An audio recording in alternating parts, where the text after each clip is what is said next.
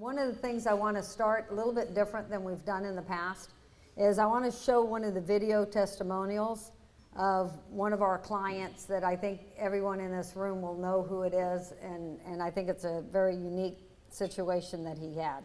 So just give me a minute. My name is David Enriquez. I'm Senior Director of IT for the Miami Marlins in Marlins Park. For the opening of 2012, FPL FiberNet actually came in and provided services for us way before the opening of the ballpark, which were considered temporary services, but every other vendor in the area could not perform like they did. They basically made a promise, kept their promise, and delivered services far beyond what we expected for temporary locations that we had and the actual ballpark itself. FPL FiberNet provides connectivity for everything we do at this ballpark. They provide data services for fans, for the Wi-Fi, which is extremely important. For vendors, it is the primary source of connectivity to the outside world. For special events, any event in the ballpark, whether it's football, soccer, baseball, doesn't matter. FPL FiberNet provides the mainstay backbone connectivity. Several months back, we had a situation where there was a car accident in the middle of Miami somewhere, and our services were impacted that day. We were 2 hours before game time, and within about 20-30 minutes, I was actually speaking to the person in the field holding a pair of fiber cables that are our fiber cables, and he's asking me which ones to splice so I can get my service back up. That is a story that I like to tell because in all my years in telecom, I'd never been able to talk to the guy on the field that's actually splicing cables. And it was amazing because we were up and running about 10 minutes before game time. I can tell you just hands down, their reliability and their commitment to excellence and their commitment to the customer is what really counts.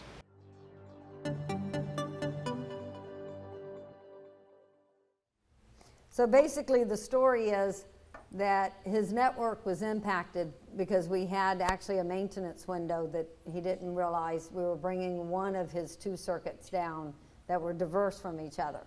And he was able to call our NOC and actually talk to the technician that was on the street splicing fiber and actually identify his pair and have his pair repaired before everybody else. Very unusual, unique situation. He's been in the industry 20, 30 years, and he wanted to kind of use that as one of the stories he told. So, so that was, you know, what that was about. But there's also a couple other YouTube videos out there that I would recommend that you Google YouTube FPL FiberNet, and you'll see some other ones. There's actually a great story in Texas about a school system that we did the same thing. We provided them a network, and they have had no outages in the year. And prior to that, they had outages on a weekly basis. So the strength of the company. So I noticed you know, I want to first begin by, let's see, let me just make sure I'm beginning. There we go. A little different setup here. So I want to introduce my team and Vicki. And so again, my name's Brenda Martens. I think I recognize the majority of the people in the room, but who here has not sold FPL FiberNet? So we do have 2 of the audience. So, and I know you've seen our presentation many times. You could probably recite it for me. So I'll try to bring some of the things in, but since the majority of the people have already seen it, I'm going to go pretty quick on the points that I want to make. But I want to introduce Vicki Paganis and Michael Gill. Vicki's been with us for 4.5 years, and Michael joined our team in August. And I'll tell you that I couldn't have put together a better team of people that are out there, you know, representing, you know, the partners that we have and turning things around as quickly as they do. They're an amazing team, and really appreciate them being part of the team. We also have 2 new sales engineers that are now assigned to our group.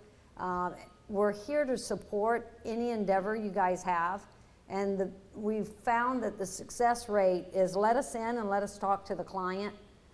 Guillermo has a phenomenal background, so does Gabriel. Both of them speak Spanish. They've both been in the industry for years down here, may even know your customers. That's something that we've realized recently in some of the events that we've been at, is a lot of the customers go up and they've known them for years. And that just, a salesperson going in and talking to a client is one thing, but an engineer is totally different. People trust the engineers.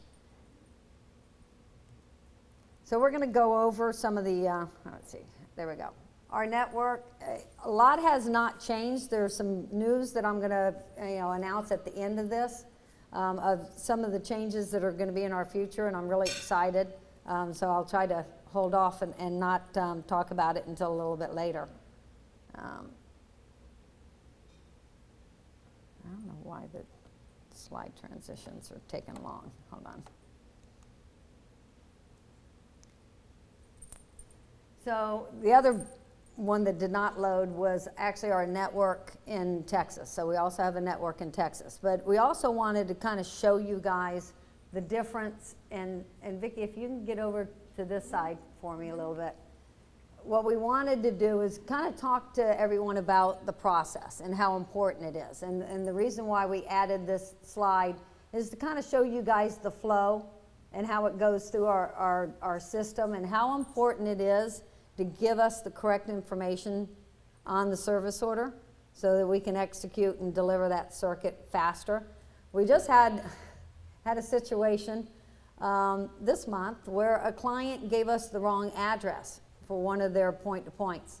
So we went into a totally different data center than what the client wanted.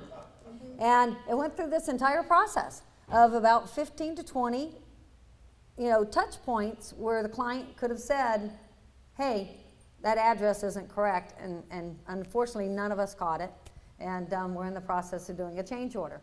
So the quicker and the better we do this is, I think, one of the strong points of FiberNet is how well we can execute on delivering services. Always the important thing is, does the end user own the building? If not, we're going to have to go to the property manager. Please have your clients ask the property manager, are you going to let FPL FiberNet in the building if I sign an order? Because that really helps us speed the transition of getting the paperwork done. The other part of that is the permits. That's not in our control. But once we have permits, we're probably one of the fastest carriers when it comes to turn up. I'll tell you another great story. One of your partners came to us and said, hey, we've got this circuit in Naples. And can we provide services at 2 of the locations? At first we were looking at 6. They decided to just go with 2. The permit cycle there was so much shorter because of the relationship that we have with that county. I can't believe I'm going to say this, but we actually installed an off-net building in 35 days. So woo, amazing. So what do, right? What's FiberNet and what products do we offer? And I want to make sure that you guys know that what you've been selling is not the only thing we offer. There is additional services that you can add on to that internet circuit. So simple Ethernet, layer 2, point-to-point, multi-point to multi-point. Your client wants something different than the typical MPLS network. Let our engineers go in, let us design it. We've had great whiteboard meetings with clients that said, hey, we want 2 hubs, and we want all the sites to talk to the hubs but not talk to each other. We can design whatever you want. You want redundancy, you want fiber redundancy, you want dual entrance into facility, you want not only fiber redundancy, but you want it to go to 2 different POPs in our network. Those are all options that are out there when you're talking to a client. And Vicki, you had a large customer that Ira, you helped us with last year. And as we got into the conversations with the engineering, it was, do we want your equipment to fail over? Do you want our equipment to fail over? Do you want dual entrance? Do you want the fiber? Do you want the diversity? How robust of a network do you need? How much redundancy do you need? We can provide every bit of that and have it on one carrier versus a multi-carrier option. And we've had clients that have said, hey, let's go with 2 carriers. And guess what? A fiber cut took both of us down. So route protection is something that you guys really, really should think about. Internet. I mean, that's, probably one of our largest products that we sell, at the volume that we're selling it. Now, one of the things Vicki wanted to kind of talk about, and you're going to have to come over here to do it, is that we have a bursting ability on our network that is almost guaranteed. And we always say the committed rate is, if we're selling a 10 meg, it is the committed rate that we guarantee under our SLAs is 10 megs. But it'll burst up to 30. And you have a lot of clients that they're not quite ready for the next step up in bandwidth, but this fixed rate pricing can really help your clients get that 30 meg at a really good price until they're ready for that fixed commit of maybe 50 megs down the road. We're seeing a lot of the renewals that are coming in today where we're doing that with the clients. We're taking them off of bursting and we're putting them on a fixed rate because now they have 3 years of known data that says, I really need that kind of bandwidth. We also have clients that have overbought and now we're adjusting it down to a smaller bandwidth, or we're taking it down to a smaller bandwidth with bursting so that they're not having to pay that higher bill. Vicki, anything else you want to say about the bursting? Well, no, I know, Dan, we used to always put our bursting on our quotes, and we kind of stopped doing that a little bit.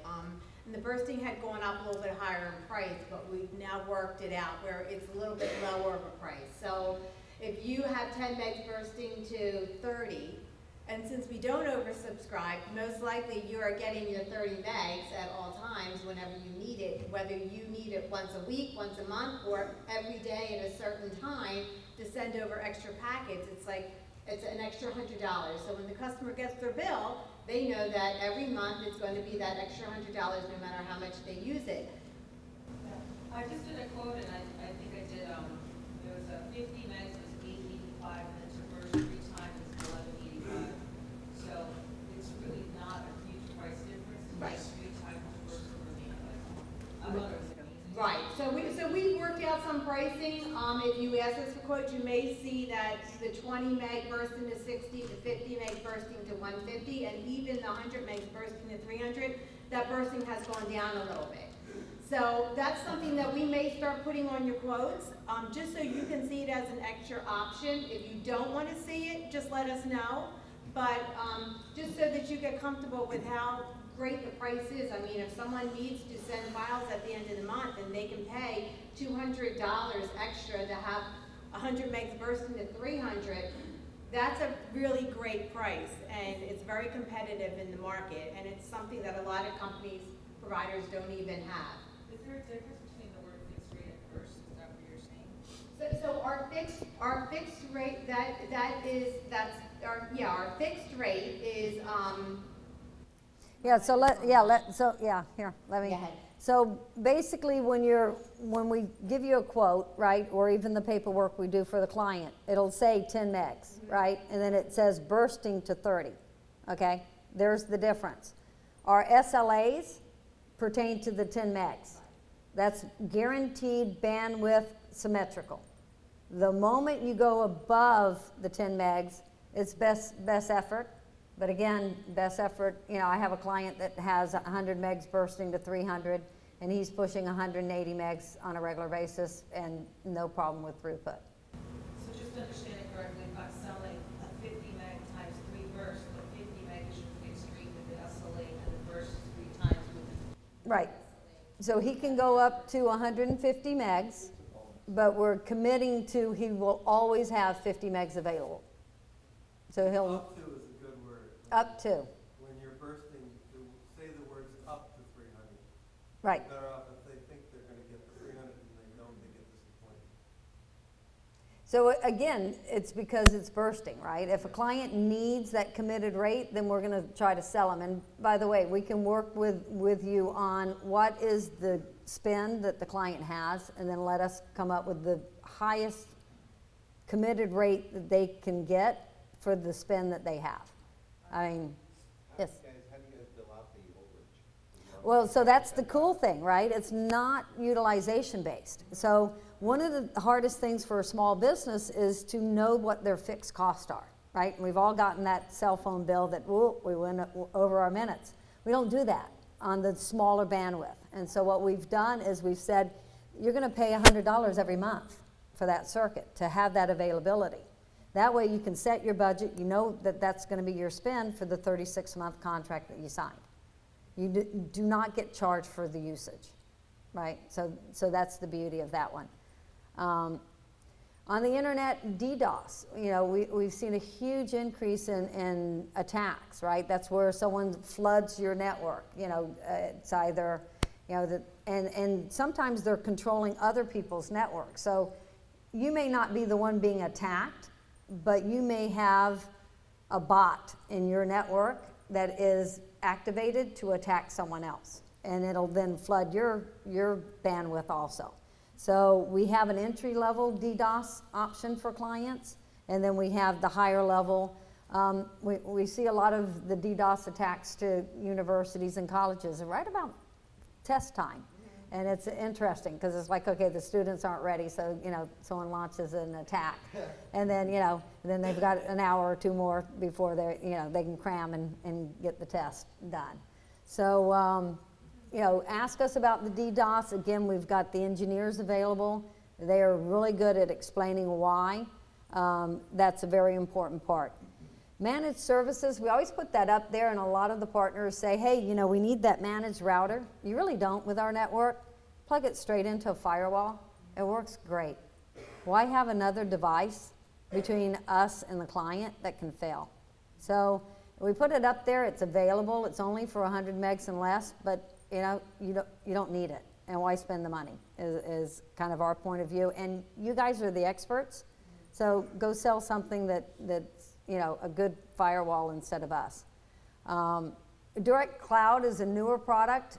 What we're finding, a trend is changing where most customers going to their cloud provider via the internet. That's public, right? So the larger clients are saying, I don't want a public highway to you know, my cloud provider. I want a private network. I want it to be my data only that goes directly to my cloud provider. And so that's a service that we can now provide to our clients. Co-location is something we do have. It's very limited. We have a few of our clients that are in our data centers, and they do it because of they don't need all the bells and whistles of a traditional data center. But to tell you the truth, I always recommend you go with a traditional data center because they have other carriers that can provide you other services in the data centers. Private networks, that's where we're going to some of the school systems, and we can build private networks for them and provide, you know, and we're actually providing to a hospital system in Sarasota a private network right now, but it's lit services for them. But we've dedicated their fibers and their equipment for them, and now we've got 70 or 80 more miles of fiber in Sarasota. So if anybody does business in Sarasota, it'll be a monumental change in that area to have a provider like us that can help out clients over there. Wavelength and dark fiber, I'm not really even going to go over because I think what we're seeing is those are a trend of the past. When you sell your dark fiber, you lose the ability to resell it, so why would you do that, right? We've got detail slides, and I can send this to TCG and have them load this to their website. We are going to the MEF standards, so you're going to start seeing us talk about a point-to-point a little bit different, and that's what this slide is all about. And then again, we're doing some sessions every month now so that we can go over more details some of these slides, because we could talk about 30 minutes on each slide, so we're not going to do that right now. And we're just providing, again, what our network looks like. Let me get to...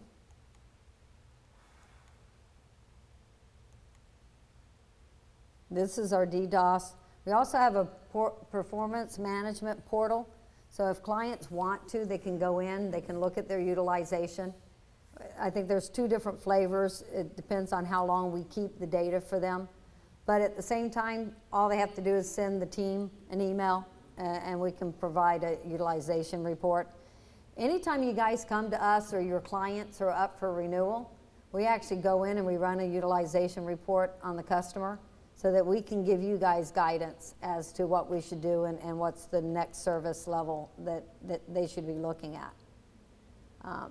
If your customers are ever experiencing any problems, they should do the same thing, right? Call our NOC, have the NOC give them a utilization report and see if there's, maybe they're hitting the peak of their network. Maybe they're on 10 megs bursting to 30 and they're trying to push 50 megs of traffic on a regular basis. We'll be able to help them identify that.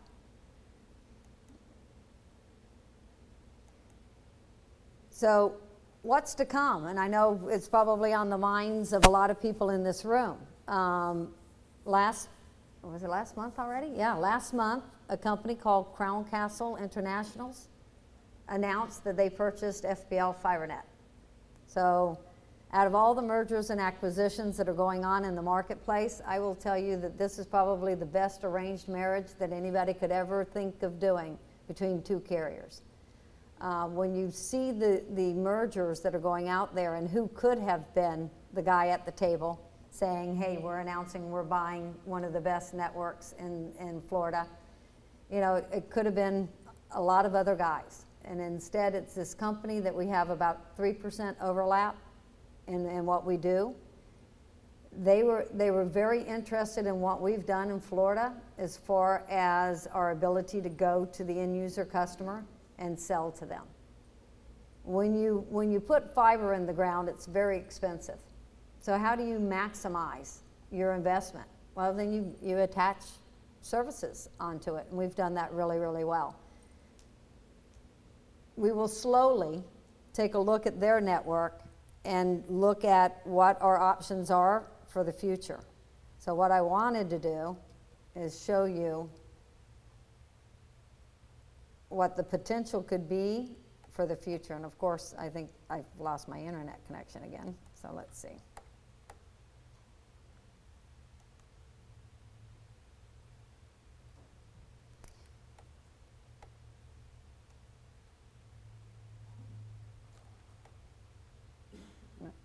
Brenda, maybe you can explain their main business that they've had before the purchase.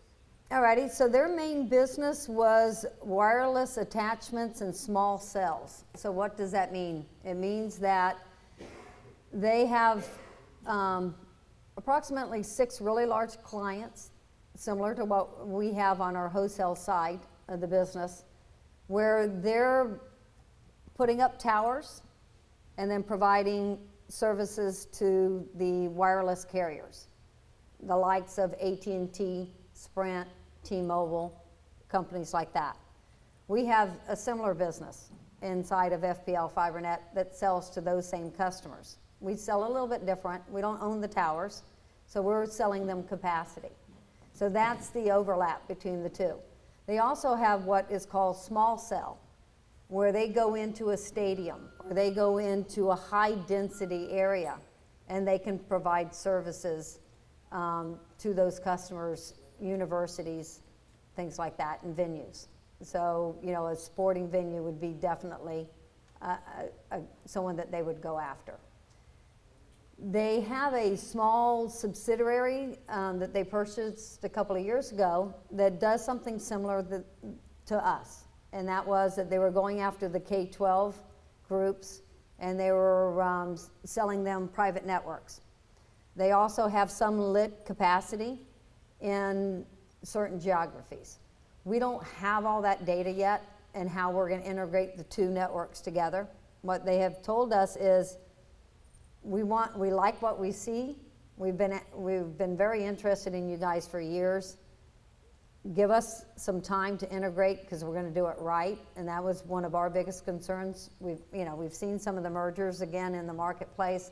We're not going to make those mistakes. We're going to take our time and make sure that we do it right before we start bringing in their footprint into our footprint and vice versa.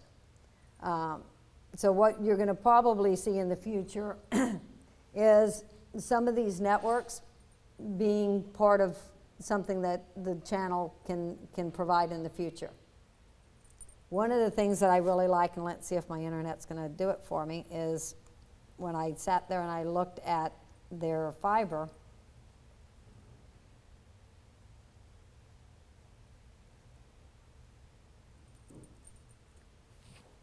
wow, South Beach looks really good. I mean, FiberNet today has fiber on that side, but we have limited fiber. It's more from Lincoln Road and up. Once we do this and we can get access to those fibers that they have, we might be able to go back to some of the clients that we've said we're too far from the network and do something different. How long do you expect it'll be till you have that done? What we have been told is patience. You know, we're all excited. Can't wait until everything is, you know, we can go do it. I would say that the first year, expect to see some utilization probably in Florida, because that's where it makes most sense. But when I look at their map, there's a lot more than just Florida. And that's what I'm excited about, is where's the channel going to go from here? And which cities should we be looking at? And where, you know, can we help them, guide them to where we should be going? Who knows? It's just really exciting times for FiberNet. I think this little engine that was this, you know, small little fiber provider is about to become a national player, utilizing the knowledge that FiberNet has done so well. Again, anyone that's gone down to the NOC and has met the people that run our network, the pride in running our network and the ownership that we have with our teams is amazing. And that's what we want to replicate. So just, it's going to take some time. Yep. I'm just curious, so what does that do? Maybe this is more important for Florida or South Florida, but you guys would have, let's say, preferential treatment with FPL in the event of a hurricane, stuff goes down. Nothing changes. There's still, so the question was what happens, you know, with FPL, right? And being part of the emergency response team. Nothing changes because they're still one of our largest customers. So everything we had to do for them in the past, we still have to do today, right? And going forward, once we have, you know, this merger completed.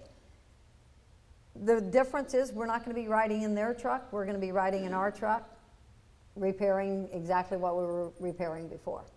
So nothing changes other than we are no longer wearing the FPL FiberNet or the FPL umbrella hat when we're out there in the field. You know, it's hard to say because, again, we have to wait for all the entities to approve it. What I'd love to see happen is you guys send us a lot of opportunities that we say we're too far. We're hoping that because if they can attach services to our existing routes, then we should be able to go out further. That's our hope. So, you know, we've actually done an active program where we're taking all of those too far from the network and we're actually putting them into our CRM so that when all of this is done and we finally have access, we're going to go back and look at all of those opportunities and we're going to come back to you and say, hopefully you signed a really short term service with them because now we're ready, right? Or, hey, here's our plan for 3 years from now or 2 years from now. Or, hey, if that client isn't happy with their current vendor and they're having issues, maybe we can provide a redundant circuit in place until they're ready to switch over to us. So, you know, what my takeaway is just get these guys involved early and often because we've seen a tremendous amount of business being put up in a short period of time, and every customer that gets up on their service is really pleased. So, sounds like most people in the room have already sold them. We should have 2 sales coming, one out of Benny, one out of Bill. So then we'll have complete penetration. So. And we do have that what is it called, contest, right? For the President's Yes, Club? so just to pile on here, this is a very attainable contest. It's $6,000 in total FPL sales, Miguel back there is like, this is in the bag. No, I'm just kidding. So $6,000 qualifies you for the contest. Ira actually won the contest last year, so we have a trip winner in the room. And I think that this is one thing you don't want to miss. It's going to be a fantastic trip to Costa Rica. So, keep that in mind as well. Any big deals you have out there, Martens, definitely steer them this way. And let's go take a vacation together.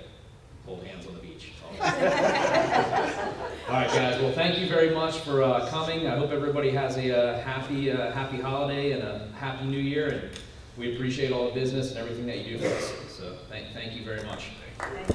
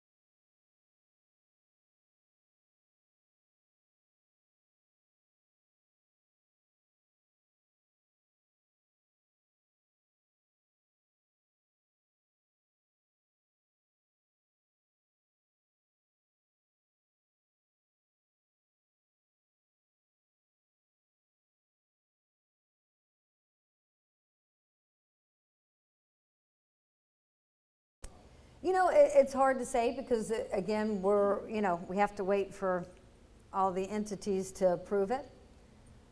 What I'd love to see happen is you guys send us a lot of opportunities that we say we're too far.